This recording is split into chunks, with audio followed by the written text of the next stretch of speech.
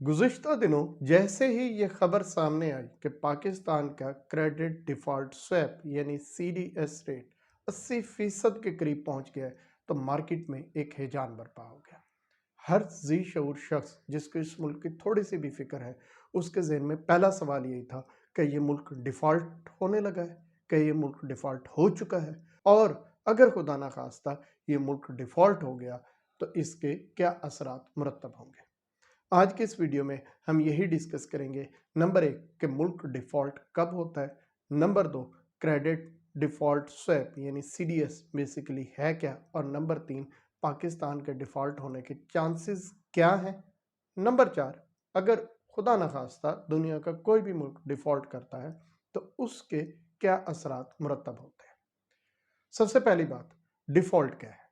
किसी भी मुल्क ने बैरून मुल्क जो भी अदायगियाँ करनी होती हैं, उनमें नंबर एक तो बैरून मुल्क से जो भी कर्ज लिया हुआ है, चाहे वो हुकूमत से लिया है, चाहे किसी इदारे से लिया है, बॉन्ड्स के थ्रू लिया है या किसी भी और ज़रिए से लिया है, उसकी अदायगी, उसकी यानी प्रिंसिपल अमाउंट असर रकम की अदायगी, और इंटरेस्ट की अदायगी यानी सूद की अदायगी। दूसरे नंबर पे उस मुल्क की इम्पोर्ट्स यानी दरामदात की अदायगी। जब कोई भी मुल्क इन दोनों में से कोई भी अदायगी अपने कमिटेड टाइम के ऊपर करने में नाकाम हो जाए और जिसको ये पैसे देने हो वो मजीद वक्त देने पे भी राजी ना हो, तो ऐसी सूरत को डिफॉल्ट सिचुएशन कहा जाता है। और किसी भी मुल्क के डिफॉल्ट के चांसेस कब होते हैं, जब हमें ऐसा लगे कि उसके पास जो रिसोर्सेज है, जो आमदनी है, वो उसके बैरून मुल्क की पेमेंट्स करने के काबिल नहीं है, और साथ साथ ये भी इंडिकेशन हो कि इस मुल्क की मदद करने के लिए कोई आलमी इदारा या कोई और मुल्क मजीद कर्ज नहीं देगा। तब हमें यह लगता है कि ये मुल्क डिफॉल्ट की तरफ जा रहा है। ताहम डिफ़ॉल्ट का कोई ख़ास मुआशी इंडिकेटर नहीं है कि जिसकी एक वैल्यू आ जाए तो हम कहें ये मुल्क डिफ़ॉल्ट हो गया है। ऐसा नहीं है। डिफ़ॉल्ट हमेशा उस मुल्क की हुकूमत अनाउंस करती है। तो गोया जब तक हुकूमत अनाउंस नहीं करेगी, मुल्क डिफ़ॉल्ट नहीं होगा, अगरचे उसके डिफ़ॉल्ट होने के तमाम शवाहिद मौजूद हों। अब दूसरी बात पे आते हैं कि सीडीएस यानी क्रेडिट डिफ़ॉल्ट स्वैप क्या है। देखिए, जब भी किसी मुल्क को अपनी ज़रूरियात के लिए कर्ज चाहिए होता है, तो या तो वो किसी मुल्क से कर्ज ले ले, या बैनुल अक़वामी इदारों से कर्ज ले ले, और या फिर मार्केट से कर्ज ले यानी बॉन्ड्स फ्लोट करे। जब बॉन्ड्स फ्लोट करते हैं तो उसके साथ आपको इंटरेस्ट देना होता है। मिसाल के तौर पे पाकिस्तान 8% की रकम के ऊपर 4 साल के या 5 साल के बॉन्ड्स जारी करता है। जो भी शख्स या इदारा या कंपनी इस बॉन्ड को खरीदना चाहेगी या खरीदेगी, तो अमूमी उनकी प्रैक्टिस ये होती है कि वो उसके बाद जाते हैं एक इन्वेस्टमेंट बैंक या ब्रोकेज हाउस के पास, और उनसे ये बात करते हैं कि हम इस मुल्क के इतने बॉन्ड्स इस रेट के ऊपर खरीद चुके हैं या खरीदना चाहते हैं। आप हमें इस बात की गारंटी दें या इंश्योरेंस दें कि ये मुल्क अपना कर्जा वक्त पे वापस कर देगा, डिफॉल्ट नहीं करेगा। इस गारंटी देने की या इंश्योरेंस देने की जो ब्रोकेज हाउस या इन्वेस्टमेंट बैंक है, वो एक चार्ज लेता है जो उस अमाउंट की एक खास परसेंटेज होती है। इस चीज़ को हम नाम देते हैं सीडीएस रेट यानी क्रेडिट डिफॉल्ट स्वैप रेट। अब बिल्कुल आम समझने की बात है कि अगर किसी मुल्क के डिफ़ॉल्ट होने के चांसेस बिल्कुल ना हो या बहुत ही कम हो, तो वो मुल्क अपने बॉन्ड्स पे इंटरेस्ट रेट भी कम ऑफर करते हैं, और उनके बॉन्ड्स खरीदने वाले या खरीदने की ख्वाहिश रखने वाले अफराद या इदारे इंश्योरेंस कराने में भी कम इंटरेस्टेड होते हैं। ताहम अगर पॉलिसी या प्रैक्टिस के तहत वो इंश्योरेंस कराए भी, तो जो ब्रोकेज हाउस या जो इन्वेस्टमेंट बैंक उनकी इंश्योरेंस देता है, वो उसके ऊपर बहुत कम प्रीमियम चार्ज करता है, क्योंकि उनका कोई रिस्क इन्वॉल्व नहीं होता। ताहम अगर किसी मुल्क की मईशत मुश्किलात का शिकार है और इस बात के चांसेस हैं कि उसकी मईशत दिवालिया हो सकती है, डिफ़ॉल्ट कर सकती है, तो नंबर एक, उस मुल्क को अपने बॉन्ड्स के ऊपर इंटरेस्ट ज़्यादा देना पड़ता है ताकि लोग इसको पैसे दें। नंबर दो, ज़्यादा लोग, ज़्यादा कंपनी, ज़्यादा बॉन्ड होल्डर्स उसकी इंश्योरेंस कराना चाहेंगे। और नंबर तीन, जो अब ये इंश्योरेंस गारंटी देगा, उस इदारे का या उस ब्रोकेज हाउस का, उस इन्वेस्टमेंट बैंक का भी रिस्क ज़्यादा होगा, इसलिए वो इस पे ज़्यादा प्रीमियम चार्ज करता है। मार्च में पाकिस्तान का CDS यानी क्रेडिट डिफ़ॉल्ट स्वैप रेट तकरीबन 5% के करीब था। इसके बाद ये बढ़ते बढ़ते 50% को क्रॉस किया। फिर खबर आई कि IMF के साथ हमारा मुआहदा हो गया, उससे हमारे डिफ़ॉल्ट के चांसेस कम हुए, मार्केट में एक अच्छा मैसेज गया। ये कम होते होते कुछ तकरीबन 16-17% तक आ गया था। ताहम उसके बाद फिर हालात ऐसे ही बने जिससे हमें बिल्कुल नहीं मालूम कि IMF का कर्जा मिलेगा या नहीं मिलेगा, कब मिलेगा, दोस्त ममालिक से इमदाद नहीं आ रही, हमारे जो फॉरेन रिजर्व्स हैं वो बिल्कुल कम तरीन सतह तक पहुंच गए, जिसकी वजह से हमारे डिफ़ॉल्ट का रिस्क मुसलसल बढ़ता जा रहा है और उसी की वजह से हमारी जो क्रेडिट डिफ़ॉल्ट स्वैप रेट है वो भी बढ़ रहा है और ये गुज़िश्ता दिनों 80% के करीब पहुंच गया। अब अगर सवाल किया जाए कि क्रेडिट डिफ़ॉल्ट स्वैप रेट इतना ज़्यादा बढ़ने का क्या ये वाकई मतलब है कि ये मुल्क डिफ़ॉल्ट कर गया या डिफ़ॉल्ट करेगा, इस बात की कोई गारंटी नहीं है। डिफ़ॉल्ट जैसा मैंने अर्ज़ किया हुकूमत अनाउंस करेगी तो ही माना जाएगा। ताहम डिफ़ॉल्ट चांसेस बढ़ गए हैं कि इस बात के इम्कानात हैं कि हुकूमत डिफ़ॉल्ट अनाउंस करे। बिल्कुल इस बात के कभी इम्कानात हैं कि हुकूमत डिफ़ॉल्ट अनाउंस कर सकती है, अगरचे बहुत ज़्यादा उम्मीद है कि हुकूमत ऐसा अनाउंसमेंट नहीं करे। अब आते हैं अगली बात की तरफ कि ऐसे हालात पैदा क्यों हुए। इसके लिए मैंने 2 वीडियोस पहले बनाई हुई हैं जो तकरीबन 3-4 माह पुरानी वीडियोस हैं। मैं उनका लिंक आपको दे रहा हूँ, आपको तफसील वहाँ पे मिल जाएगी। ताहम मुख्तसरन बात करें तो हमारे मुल्क में जो एक्सपोर्ट्स हैं वो बमुश्किल बढ़ना शुरू हुई थी।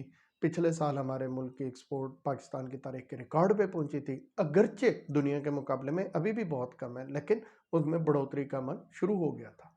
ताहम जब से ये नई हुकूमत आई है उसके बाद मुख्तलिफ पॉलिसीज़ के नतीजे में और सियासी अदम इस्तेहकाम की वजह से हमारी जो एक्सपोर्ट्स की स्पीड थी वो बतदरीज गिरती जा रही है। तो हमारी आमदनी वहाँ से थोड़ी सी उसमें जितना इजाफा हो रहा था वो रफ्तार काफ़ी मुतासर हुई।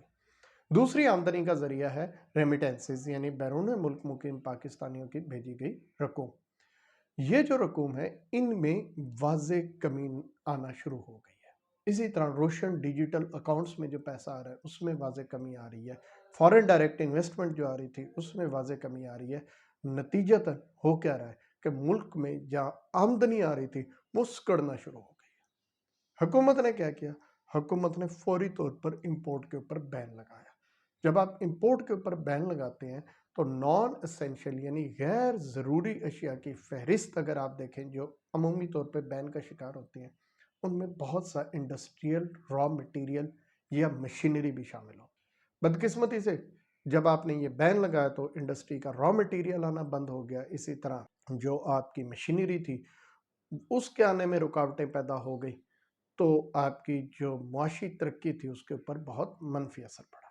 अब अगरचे हुकूमत ने वो बैन हटा दिया ताहम बैंक्स अभी भी इंपोर्ट की एलसीज नहीं खोल रहे हैं तो इंपोर्ट आने और उनकी क्लियरेंस के ऊपर एक गैर एलानिया किस्म की पाबंदी लगी है जिसमें बहुत सा वक्त लगता है और इस सारे काम की वजह से जो हमारी इंडस्ट्री है वो मुश्किलात का शिकार है। गोया एक तरफ हमारी अपनी प्रोडक्शन जो हो रही थी वो मंदे का शिकार है, दूसरी तरफ जो बैरून मुल्क से हमें आमदनी आ रही थी वो कमी का शिकार है, और तीसरी चीज़ है पॉलिटिकल अनसर्टेनिटी यानी किसी मुल्क को, किसी इदारे को और हमारे अपने मुल्क में किसी शख्स को नहीं पता कि अगले 2 माह में क्या होगा, 3 माह में क्या होगा, कौन सी हुकूमत आएगी, कौन सी रहेगी, इलेक्शन कब होंगे, क्या होंगे, जिसकी वजह से हमारी आमदनी के ऊपर बहुत बुरे असरात हैं।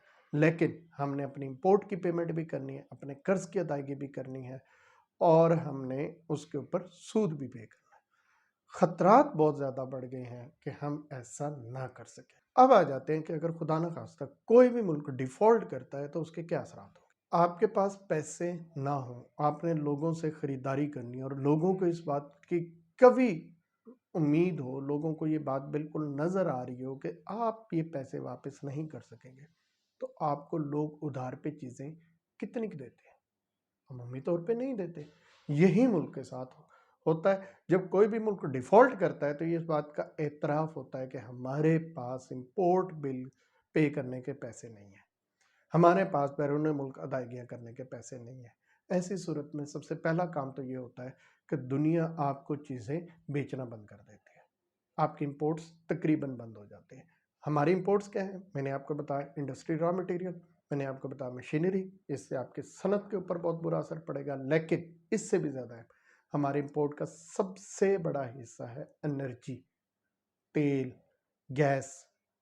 جب تیل نہیں ملے گا ہمیں، گیس نہیں ملے گی، تو بجلی بھی ہماری جو بجلی کی پیداواری صلاحیت ہے وہ بھی بری طرح متاثر ہوگی، اور انڈسٹری کا پہیہ بھی رک جائے گا، عوام کا روزگار بہت بری طرح متاثر ہوگا، اور گھروں میں بھی پریشانیاں بڑھ۔ اس کے بعد کیا ہوتا ہے؟ اس کے بعد یہ ہوتا ہے کہ آپ عمومی طور پہ دنیا کے مختلف ممالک کے پاس جاتے ہیں، مختلف اداروں کے پاس جاتے ہیں، ان سے آپ مختلف ٹرمز اینڈ کنڈیشن کے اوپر یہ بات کرتے ہیں کہ خدا را ہمیں اس مشکل وقت میں ہماری مدد کی جائے اور ہمیں اس مشکل سے باہر نکالا جائے۔ اب دو کام ہے، یا تو کوئی ملک آپ کی سے خدا ترسی کر کے آپ کو آسان شرائط کے اوپر اتنے پیسے دے دے کہ جس سے آپ اپنی ضروری اشیاء منگواتے رہیں اور ان کی پیمنٹس کرتے رہیں۔ دوسرا طریقہ یہ ہوتا ہے کہ وہ ملک آپ کی مدد تو کرے، بین الاقوامی ادارے آپ کی مدد تو کریں، لیکن ان کی شرائط ہوں۔ شرائط کسی بھی طرح کی ہو سکتی ہے، اچھی شرائط بھی ہو سکتے ہیں جس میں وہ کہیں کہ اکنامک ریفارم کریں، آپ احتساب کے عمل کو بہتر بنائیں، آپ جو گورنمنٹ کے بہت زیادہ فالتو کے اخراجات ہیں ان کے اوپر کٹ لگائیں، آپ اپنا ٹیکس کا سسٹم بہتر کریں، آپ اپنے انڈسٹری کے لیے بہتر پالیسیز بنائیں، اور وہ خدا نخواستہ ایسی شرائط بھی ہو سکتے ہیں جو کسی بھی ملک کے لیے قابل قبول نہ ہو۔ یہ ایک چھوٹا سا سینیریو میں نے پیش کرنے کی کوشش کی کہ ڈیفالٹ خدا نخواستہ ہو تو کیا ہوگا۔ آئے ہم دعا کرتے ہیں کہ اللہ نہ کرے وطن عزیز کو ایسی صورتحال کا سامنا کرنا پڑے۔ آخر میں ایک چھوٹی سی بات، دنیا میں بہت سے ملک ڈیفالٹ ہوئے ہیں، ان میں سے کچھ ممالک ایسے بھی ہیں جو ڈیفالٹ ہوئے لیکن انہوں نے اپنی غلطیوں کا ادراک کیا، ایک نئی تعمیر شروع کی، اور آج وہ ملک دنیا کے لیے مثال ہے۔ تاہم ایسے ملک بھی ہیں جو ڈیفالٹ ہوئے اور اس کے بعد وہ دوبارہ دہائیوں تک اپنے پاؤں پہ نہیں کھڑے ہو سکے۔ دعا کرتے ہیں اللہ تعالیٰ وطن عزیز کے حالات کو بہتر بنائے۔ بہت شکریہ، اللہ حافظ۔